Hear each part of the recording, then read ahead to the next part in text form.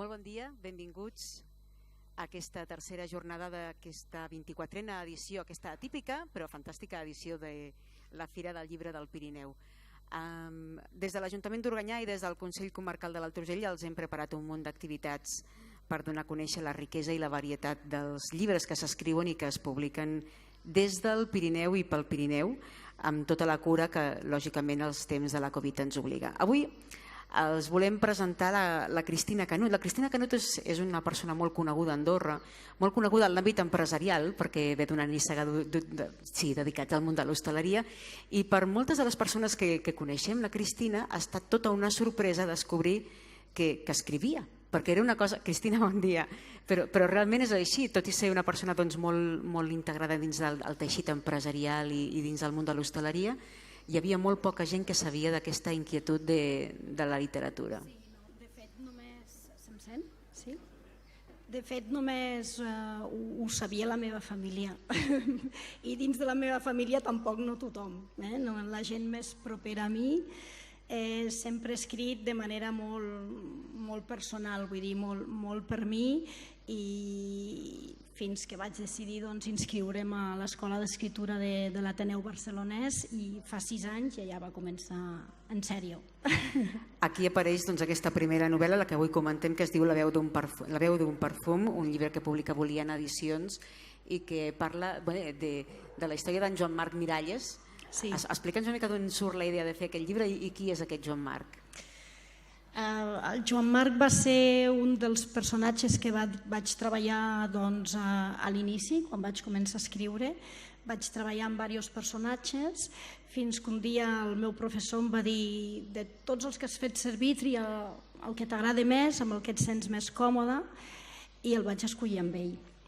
El cognom ve és casualitat. Jo havia acabat de llegir la novel·la del Francesc Miralles, Amor en minúscula, i em vaig quedar el seu cognom pel meu personatge. I Joan Marc és un nom que m'agrada, vull dir que el vaig fer servir. Em vaig inspirar d'un personatge d'un llibre d'adolescents, escrit per adolescents, que tenia la meva filla a casa, i que parlava de tot aquest món de la gent invident, i parlava concretament dels gossos pigall, de com es formaven. I una cosa per l'altra, vaig construir un món al voltant del Joan Marc, i vaig crear la Celine, i bé, i el vaig centrar a Andorra, perquè vaig pensar que descriure allò que jo millor coneixia em facilitaria les coses.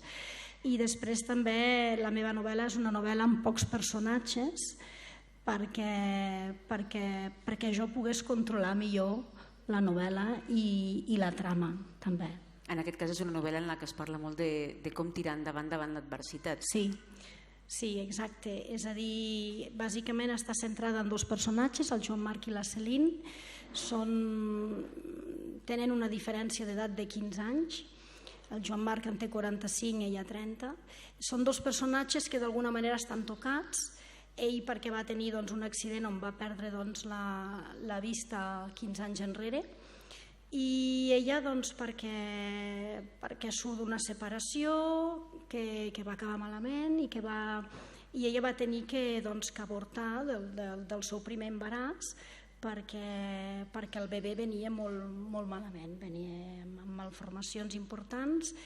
I bé,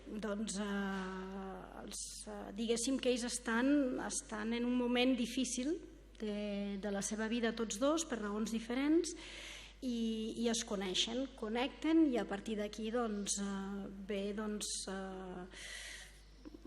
un període de reflexió pels 2, sobretot per ell, que és un personatge amb contradiccions, és un personatge també amb una tendència a fer obsessions, i que no té superada la seva discapacitat. La qualificaries com una novel·la de personatges més que d'acció? És una novel·la de personatge, sí, molt centrada en els personatges. No és una novel·la d'acció ni de ciència-ficció, vull dir, tot es va creant al voltant d'aquests 2 personatges. Què és el que ha estat més complicat a l'hora de fer aquesta primera novel·la? Perquè, clar, de fet, no deixa de ser una primera incursió que ha estat força reeixida, perquè a més ha comptat amb el suport, en aquest cas de Boliana Edicions, però què ha estat el més complicat de tot el procés? Jo sempre que intentava escriure, abans d'inscriure'm a l'Ateneu barcelonès, sempre que intentava escriure notava que em faltaven les eines. I les eines bàsicament eren per construir la trama, i per la trama, les subtrames, i per dur el desenvolupament dels personatges fins al final. Em sentia bloquejada a certs moments. I llavors, curiosament, jo em pensava que el que més em costaria seria construir la trama i les subtrames, i finalment quan et donen la mecànica, quan et donen les eines per fer-ho, t'adones que no és tan difícil. I un cop tens clar l'esquelet de la teva novel·la, doncs després el més difícil de tot és trobar temps per escriure. T'asseguro que treballant i sent mare de dos nens, el més difícil per mi és trobar temps per escriure. Com t'organitzes aleshores? Escric bàsicament als vespres, a les nits, i després els diumenges, que és el meu dia de festa, i per les vacances, vull dir, esgarrapo temps d'allà on puc. D'allà on puc. De vegades ho comentem amb els diferents autors i autores, de quina manera es fa tot el treball previ, que moltes vegades, clar, com a lectors no el valorem prou, segurament tampoc tenim per què fer-ho, ens agrada gaudir del llibre i ja està. Però de vegades jo tinc interès en conèixer també com funciona aquest procés. És una cosa que estava molt estructurada, molt clara, i que després és només abocar-ho, o com per exemple ahir ens explicava en Pep Coll, que sap el que escriu a mesura que escriu. A veure, hi ha tot el temps que dediques a construir l'esquelet, doncs la trama del teu llibre és un temps que després tens guanyat a l'hora d'escriure. No vol dir que aquest guió el respectis al peu de la lletra. Aquest guió també ha de ser flexible i el vas adaptant, perquè després et deixes portar també pels teus personatges. Conforme avances en l'escriptura, cada vegada te'ls fas més teus i te'ls apropies, i a vegades els has d'anar controlant perquè ells mateixos et volen desviar del camí. Has de tenir també aquesta flexibilitat mental una vegada tens el teu cos, el cos de la novel·la construït, de ser capaç de fer petites desviacions.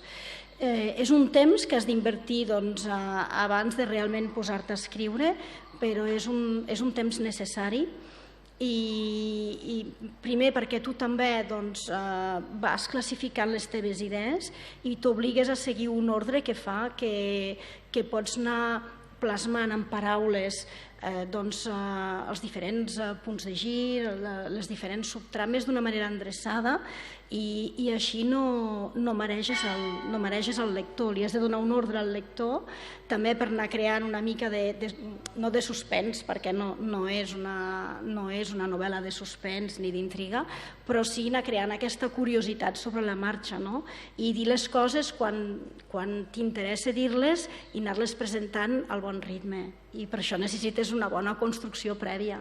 Haurem de descobrir aquesta, la veu d'un perfum. Cristina Canut, moltíssimes gràcies per ser avui amb nosaltres. Gràcies. Merci. Moltes gràcies.